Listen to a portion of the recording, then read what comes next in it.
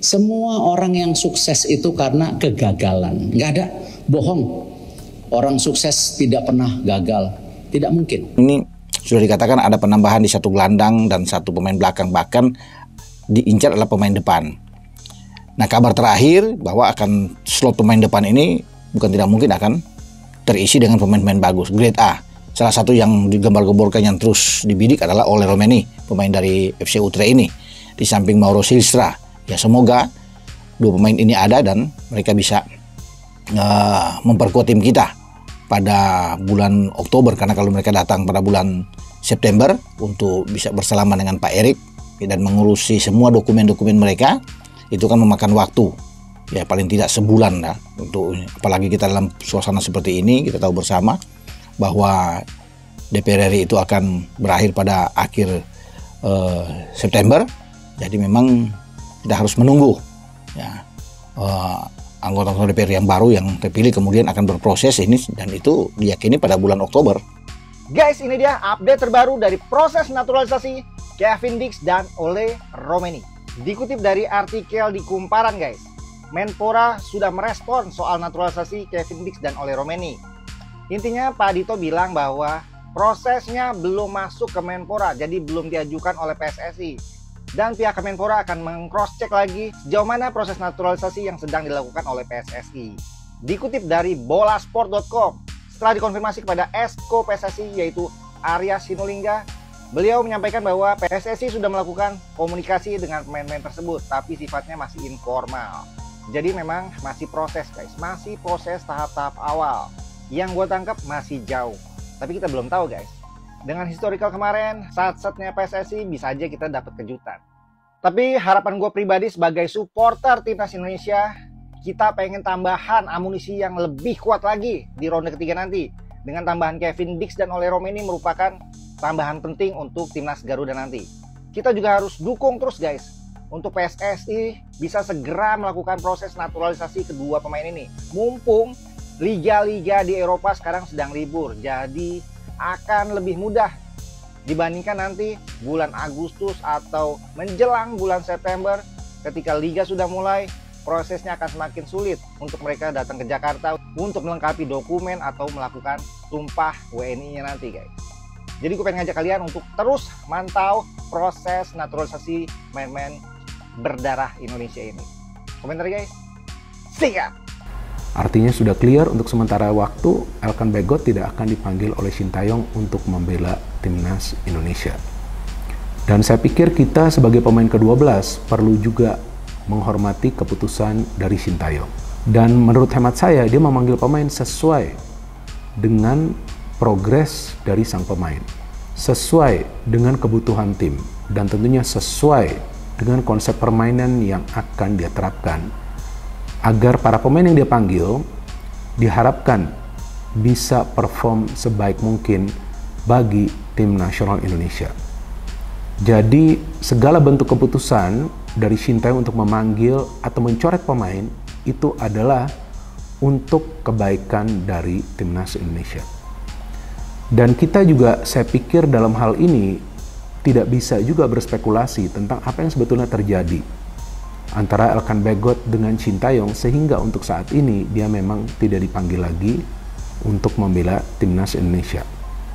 Walaupun seperti yang sama-sama kita ketahui, ya dia juga merupakan salah satu pemain yang berkualitas yang sekarang bermain di Inggris. Meskipun tidak bermain di Ipswich Town ya, dia akan dipinjamkan ke Blackpool dan dia juga sudah bermain 1 kali. Artinya sebagai pemain yang bermain di luar negeri, tentulah Elkan Bagot merupakan pemain yang spesial. Itu kan nggak pernah tahu apa yang terjadi antara Bagot dan ST kan. Ya, waktu itu yang kita cuma bisa berandai-andai. Seperti gue di talk podcast gue satunya di sebelah, gue jelaskan gue hanya bisa berandai-andai, tapi gue nggak tahu persis apa yang terjadi. Tapi apapun kasusnya, kita butuh Bagot sekarang karena dua ini nggak ikut. Kalau dua ini ikut, Bagot nggak dipanggil, gue bisa terima, itu hak pelatih. Tapi dua ini nggak ikut, lu harus ada penggantinya dong. Penggantinya ya fair, harus yang terbaik dong. Ya, yang sangat layak ya Bagot. Jadi ini bukan masalah Sintayong, bukan masalah Bagot, bukan masalah PSSI. Ini masalah Timnas harus tampil yang terbaik. Betul. Kita harus bisa singkirkan kepentingan-kepentingan baper dan lain-lain, ego dan lain-lain demi kepentingan timnas. Itu yang gue selalu katakan. Kalau seandainya mereka dua lagi, Bagot mau digeser, itu hak Sintayong. Kalau asumsi kita berandai-andai, dia main bagus di Arab, tiba-tiba dua itu bisa main lagi lawan Australia, terus dia nggak dipasang lagi. Itu hak Sintayong, Sangat bukan kita. sangat ya, gue setuju kalau seandainya Bagot dipanggil lagi karena kebutuhan tim memang memanggil. Iya, dia, butuh betul. banget. Dan Availability-nya dulu yang penting ya. availability dan terlepas dari soal Jordi Amat red card atau enggak, kita masih ingat semua Amat itu salah satu pemain yang salah satu yang underperform di beberapa pertandingan terakhir, dan menurut gue emang layak dipertimbangkan pemain-pemain seperti Bagot karena dia juga salah satu pemain yang kena red card dan straight red card bahkan kan di pertandingan di GBK terakhir itu. Jadi ya menurut gue mempertimbangkan untuk based on performance gitu juga penting untuk dilakukan. Kalaupun dia tidak memainkan Bagot, asumsi Itses sama Amat yang main. Make sense kan? It's just Minimal di bench harus ada Bagot. Kalau ada yang cedera gimana? Sebelum lebih lanjut, jangan lupa tekan tombol jempolnya, sebagai tanda bahwa kalian cinta Timnas Indonesia.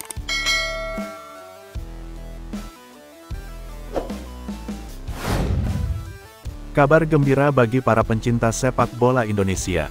Timnas Indonesia akan segera mendapat tambahan amunisi baru. Setelah Maarten Paes, akan ada pemain diaspora lain yang saat ini sedang menjalani proses naturalisasi. Kabar ini diungkapkan oleh anggota Komite Eksekutif Exco PSSI, Arya Mahendra Sinulinga. Menurut Arya, pemain ini kemungkinan akan datang pada awal September tahun 2024.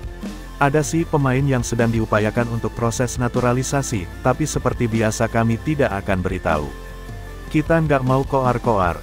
Pokoknya ada. Sekarang lagi proses, kata Arya, dalam siniar bebas di kanal YouTube Arya Sinulinga. Saat ini, dokumen-dokumen sedang kita siapkan, sambungnya. Menurut Arya, kendati sudah menjalani proses, pemain tersebut tidak bisa serta-merta datang ke Indonesia. Pemain tersebut, sambungnya, baru bisa datang ke Indonesia pada tanggal 5 September berbarengan dengan FIFA Matchday. Tanggal 5 September ke atas. Kenapa ada FIFA Matchday? Bisa saja tanggal 3 atau tanggal 4 September. Bisa juga tanggal 6 atau tanggal 7 September. Di situ, akan kita lihat nanti siapa yang akan hadir, sambungnya. Sementara itu, Arya mengaku bahwa tak mudah bagi PSSI untuk mendapat pemain diaspora, apalagi jika pemain diaspora yang dibidik merupakan pemain grade A. Karena biasanya pemain grade A ini merasa ia punya kemungkinan bisa dipanggil oleh timnas yang ada di Eropa. Misalnya, kalau kita ambil dari Belanda, ia dipanggil oleh timnas Belanda, ungkap Arya. Mereka dihadapkan kepada dua pilihan. Jika ambil timnas Indonesia, mereka akan melepaskan timnas yang kelas atas. Pemain-pemain grade A ini berpikir soal capaiannya. Ia akan berpikir apakah memiliki kesempatan. Ini yang akan jadi pilihan mereka, sambungnya. Tak cuma soal mendapatkan pemain untuk dinaturalisasi, Arya mengaku proses yang harus dilalui agar proses naturalisasi si pemain tuntas dan sah untuk bisa memperkuat timnas Indonesia juga tak kalah panjang. Ada sejumlah proses yang harus dilalui pemain tersebut. Setelah proses administrasi tuntas, menurut Arya, ada proses di Kemenpora dan Kemenkumham. Setelah dari dua kementerian tersebut, proses berlanjut ke Presiden RI. Abis itu naik ke DPR. DPR kita akan berakhir masa baktinya pada tanggal 30 September tahun 2024 ini. Yang baru akan dilantik pada tanggal 1 Oktober tahun 2024. Jadi, kita akan berjuang lagi nih. Kita berharap support dari Komisi 3 dan Komisi X, tandasnya. Berita selanjutnya, Jay Izzes diduga cedera, Sintayong panggil Elkan Bagot untuk laga timnas Indonesia vs Arab Saudi dan Australia. Jay Izzes diduga cedera dan ditarik keluar di menit 68 laga pekan kedua Liga Italia tahun 2024 sampai tahun 2025 yang mempertemukan Fiorentina vs Venezia FC di Stadion Artemio Franchi, Minggu tanggal 25 Agustus tahun 2024 malam WIB. Jika amit-amit Jay Izzes absen membela timnas Indonesia bulan depan, apakah pelatih Sintayong berani memanggil Elkan Bagot? Sintayong sedang harap-harap cemas menyambut dua laga awal grup C kualifikasi Piala Dunia 2026 zona Asia kontra Arab Saudi, Jumat, tanggal 6 September tahun 2024 pukul 1 waktu Indonesia Barat dan Australia, Selasa, tanggal 10 September tahun 2024 pukul 19 waktu Indonesia Barat. Selain karena dua lawannya sudah level dunia, Shin Tae-yong juga tak dapat mengandalkan seluruh pemain terbaiknya. Wakil Kapten Timnas Indonesia, Jordi Amat, dipastikan absen melawan Arab Saudi dan Australia karena cedera. Sementara Justin Hubner dan Maarten Paes, dipastikan absen melawan Arab Saudi karena alasan berbeda. Justin Hubner harus menjalani sanksi akumulasi kartu, sedangkan Maarten Paes belum bisa daftarkan. Beruntung di laga melawan Arab Saudi dan Australia, Justin Hubner dan Maarten Paes sudah tersedia. Di saat Jordi Amat dan Justin Hubner dipastikan absen melawan Arab Saudi, kabar buruk tambahan menimpa Shin Tae-yong. Jay Izes diduga mengalami cedera usai berbenturan dengan penyerang Fiorentina, Moise Kean, semalam. Akibatnya, Jay Izes hanya bermain 68 menit di laga debutnya di Liga Italia tahun 2024 sampai tahun 2025 tersebut. Jika Jay Izes belum pulih sebelum laga Timnas Indonesia awal bulan depan, skuad Garuda bakal minim pilihan di lini belakang. Sejumlah bek murni yang tersedia hanyalah Muhammad Ferrari dan Rizky Ridho. Bala bantuan mungkin dari sejumlah fullback yang dapat dimainkan sebagai bek tengah, yakni Sandy Walsh dan Nathan Chuaon. Melihat kondisi di atas, apakah Shin Tae-yong berani menurunkan egonya untuk memanggil bek Blackpool FC, Elkan Bagot? Dalam beberapa kesempatan, Shin Tae-yong menegaskan enggan memanggil Elkan Bagot. Disinyalir, Shin Tae-yong masih kesal kepada bek 21 tahun itu yang menolak gabung Timnas Indonesia U23 saat bersiap menghadapi Guinea U23 di playoff Olimpiade Paris 2024 pada Kamis, tanggal 9 Mei tahun 2024.